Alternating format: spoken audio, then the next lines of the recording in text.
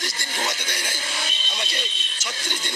এই সেই মৌলবী আয়নাগরের রহস্য ফাঁস করলেন এবং উনার সাথে এতটুকু নির্মমভাবে টর্চার করা হয়েছে। এবং আজকে সম্পূর্ণ ভিডিও আপনারা দেখলে অবশ্যই বুঝতে পারবেন যে আয়নাগরের ভিতরে আসলে কতটুকু গভীরতা এবং সেই আয়নাগরটা কোথায় অবস্থিত।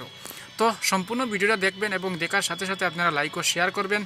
আসলে এই সেই আয়নাগর অ্যাকচুয়ালি এমন এক জায়গায় বানানো হয়েছে সেটা কোনো মানুষ যাতে সেটা চিনতে পারবে না আসলে এই আয়নাগরটা কোথায়।